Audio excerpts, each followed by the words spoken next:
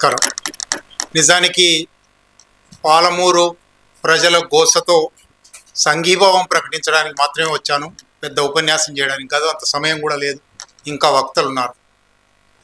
ముఖ్యంగా ఇటీవలి కాలంలో లగచెర్ల కానీ, గుట్ట మైలారం కానీ, చిత్తనూరు కానీ, పెదధన్వాడ కానీ, మహబూబ్నగర్ జిల్లా, ఉమ్మడి మహబూబ్నగర్ జిల్లా ప్రజా చైతన్యం మళ్ళీ ఒకసారి ప్రకటితమవుతూ ఉన్నది. అది ఒక గొప్ప ఆశా సూచిక. మహబూబ్నగర్ చరిత్ర పొడవునా ఎదుర్కొన్న నష్టానికి, అన్యాయానికి, ఇవాళ ఎదుర్కొంటున్న అన్యాయానికి ఒక జవాబు ఈ ప్రజా చైతన్యంలో మాత్రమే ఉంటుంది. మరెక్కడా ఉండదు. లాబియింగ్లో ఉండదు, ఓట్లలో కూడా ఉండదు, రాజకీయ నాయకులలో కూడా ఉండదు. ప్రజా చైతన్యంలో మాత్రమే ఉంటుంది. అది చెప్పడానికి మాత్రమే నేను ఇక్కడ 4-5 విషయాలు మీతో పంచుకుంటాను. ఒక ప్రాంత అభివృద్ధి జరగలేదు. పాలమూరు అభివృద్ధి శతాబ్దాలుగా లేదా దశాబ్దాలుగా వెనుకబడి ఉన్నది అని అంటూ ఉన్నాం. కానీ ఈ అభివృద్ధి అంటే ఏమిటి అనుకుంటున్నాము అనే దాంట్లో ఇంకా మనకు స్పష్టత ఉన్నదా? అనుమానమే. ఎందువలనంటే మనలో కూడా చాలామంది వక్తలు 6 లైన్ల రోడ్ల గురించి, పులివెందులలో ఎంత బ్రహ్మాండమైన రోడ్డు వచ్చింది, రాజశేఖర రెడ్డి పులివెందులను ఎంత అభివృద్ధి చేశాడు, లేదా మా చిన్నప్పుడు చెప్పుకునే వాళ్ళం జలగం వెంగళరావు సత్తుపల్లిలో 4 లైన్ల రోడ్లు వేశాడు.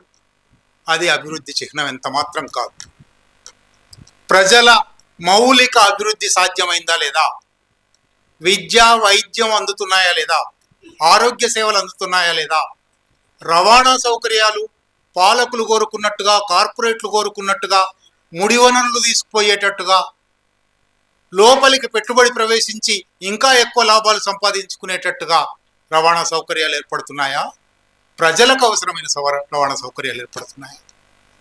కనుక అభివృద్ధి అంటే ఏమిటి అనేది మనం మొదలోసారి పునరాలోచించుకొని అప్పుడు పాలమూరుకు అభివృద్ధి జరిగింది జరగలేదు అనే చర్చలోకి పోవాలని నేను అనుకుంటాను. అభివృద్ధి అంటే ఇప్పటికి ఉన్న ప్రమాణాలని అంగీకరించి, పాలకుల ప్రమాణాలని అంగీకరించి, ఆ అభివృద్ధి మాకు రాలేదు అని అంటూ కనుక పోతే ఆ అంకెల గారడీలో పడితే చాలా చిక్కుల్లో పడతాము. ఉదాహరణకు ఇవాళ మహబూబ్నగర్కు వచ్చిన 3-4 ఇథనాల్ ప్రాజెక్టుల వల్ల 500-600 కోట్ల రూపాయల పెట్టుబడి ప్రవేశించినట్టు ఉన్నది లెక్క. అందువల్ల మీ తలసరి ఆదాయంలో 1000 రూపాయలు, 2000 రూపాయలు, 5000 రూపాయలు పెరిగే ఉంటుంది. మీ తలసరి ఆదాయం పెరిగింది, ఇథనాల్ ప్రాజెక్టులు వచ్చాయి, దేన్ని అభివృద్ధి అందాం? వాడు రేపు లెక్కలు అవే చూపెడతాడు. తలసరి ఆదాయం పెరిగింది కాబట్టి నేను పాలమూరు జిల్లాను అభివృద్ధి చేశాను. నేను వచ్చేటప్పటికి 13,000, 14,000 తలసరి ఆదాయం ఉండేది, నేను వచ్చిన తర్వాత ఇది 20,000 అయింది. ఇది నిజమా?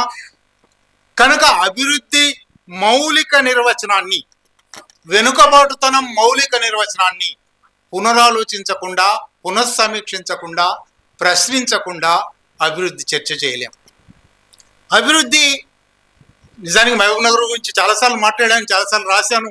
మళ్ళీ ఒకసారి ఆ వివరాల్లోకి పోనక్కర్లేదు. కానీ ఆశ్చర్యం వేస్తుంది మహబూబ్నగర్ గురించి.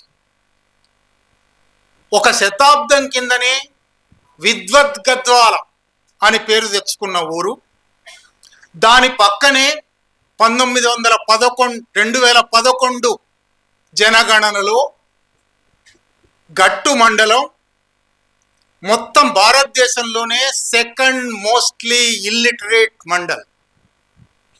34% అక్షరాస్యత. 34ను కూడా ఇంకా విడదీసి చూస్తే స్త్రీలలో 26%, దళితులలో 21%, గిరిజనులలో 11%. ఇది అత్యాధునిక. ఇది కూడా అక్షరాస్యతకు వాళ్ళు ఇచ్చే నిర్వచనం. అది చాలాసార్లు చెప్పాను, రాశాను. కానీ ఏమిటి నిర్వచనం? బస్సు బోర్డు చూడగలవా లేదా, సంతకం పెట్టగలవా లేదా, ఇవి 2 ప్రమాణాలు. ఎట్లాగో వలస పోవాలి కాబట్టి బస్సు బోర్డు చూడాలి, ఎట్లాగో అప్పు పడతావు కాబట్టి సంతకం పెట్టాలి. ఇవి 2 అక్షరాస్యత.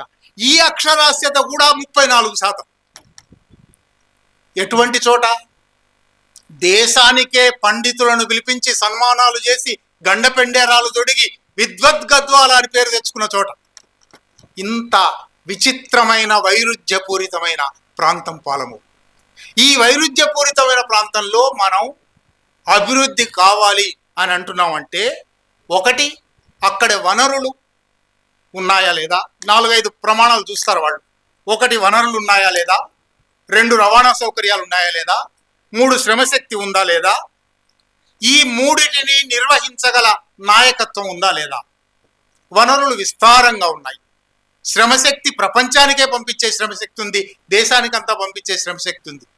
రవాణా సౌకర్యం 2 grand trunk railway route, grand trunk road route జిల్లా మీద నుంచే పోయాయి.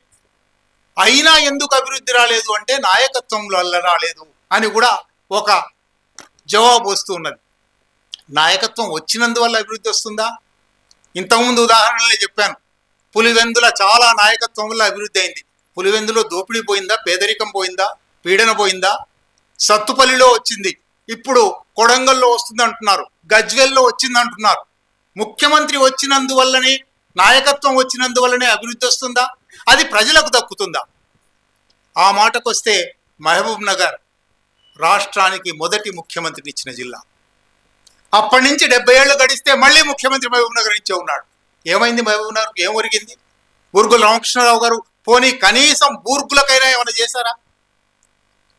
ఏ నాయకత్వమైనా, ఉన్న పార్లమెంటరీ రాజకీయాలలో నాయకత్వం తన ప్రయోజనాల కోసం మాత్రమే పనిచేస్తుంది తప్ప ప్రజా ప్రయోజనాల కోసం పనిచేయదు.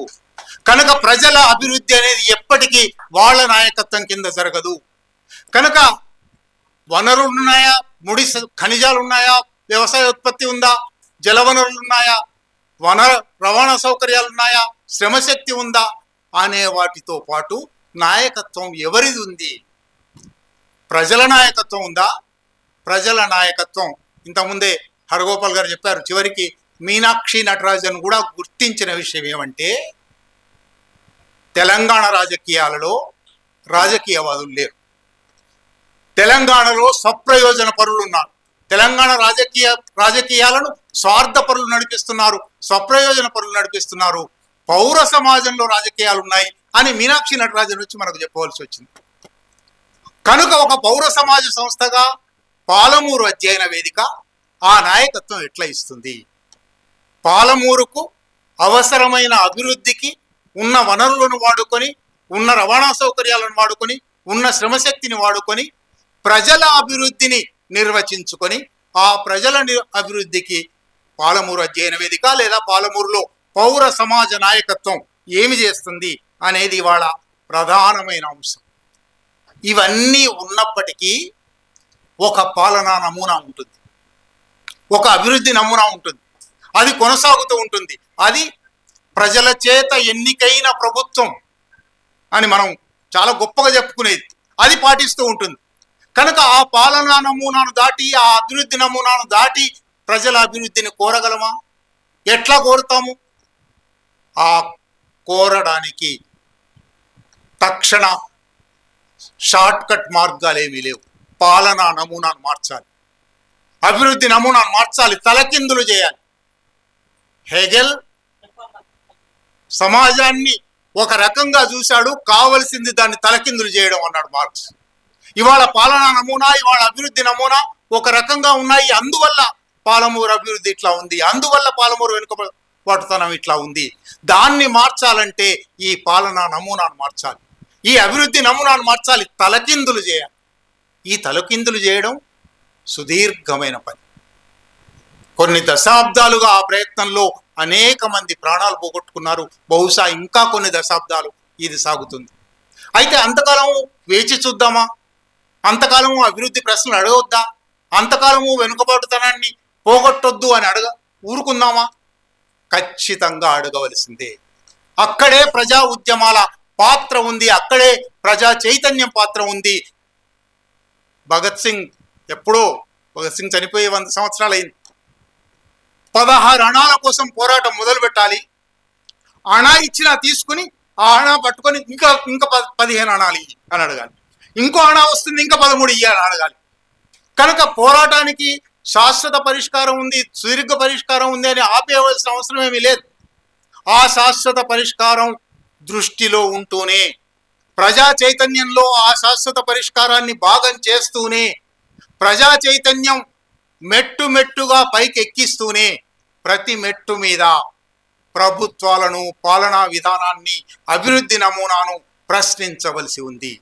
ప్రతి మెట్టు మీద అడిగి తీసుకోవలసి ఉంది.